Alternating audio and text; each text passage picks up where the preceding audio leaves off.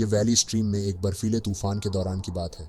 मुझे एक जोड़े के बच्चे की देखभाल के लिए $250 मिल रहे थे, जबकि वे सप्ताहांत के लिए बाहर गए थे।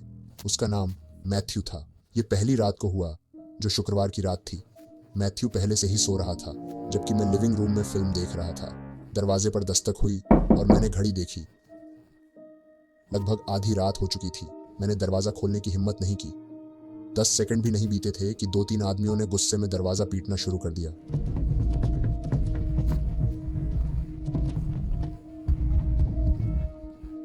मेरा दिल धड़कना बंद हो गया जैसा लगा।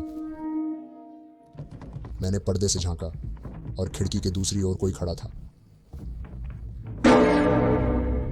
डर के मारे मैं पीछे गिर गया, फिर उठकर पुलिस को फोन करने के लिए रसोई की ओर भागा। उन्होंने कहा कि मौसम के कारण अधिकारी के आने में समय लग सकता है। मुझे बच्चे को लेकर अधिकारी के आने तक कहीं छिप जाने को कहा गया। वे मुझे फोन पर रखना चाहते थे, पर मैं उस पल में साफ नहीं सोच पाया और फोन काट दिया। लेकिन जब मैं लिविंग रूम से भागा, तब मुझे एहसास हुआ कि धमाका बंद हो गया था। मैंने लिविंग रूम की खिड़की से फिर से झांका। अब वहां कोई नहीं था। मैंने कुछ कमरे दूर से कांच टूटने की आवाज सुनी। मेरे घुटने कमजोर हो गए जब समझा कि वे खिड़की तोड़कर घर में घुसने वाले हैं। मुझे मैथ्यू को लेना था। मैं उसे छोड़कर नहीं जा सकता था। जब मैं ऊपर पहुंचा, नीचे जाने का वक्त नहीं था, क्योंकि नीचे से कदम और हंसी सुनाई दे रही थी। मैंने मैथ्यू का मुंह ढका और उसे लेकर खिलौनों की अलमारी में भाग गया। अंधेरी अलमारी में कुछ मिनट आधे घंटे जैसे लगे।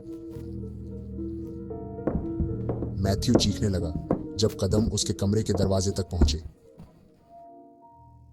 एक से ज्यादा लोग थे। वे अंदर आ गए। इस कमरे में छिपने की जगह बहुत कम थी। मैं अपने पूरे जीवन पर सोच रहा था।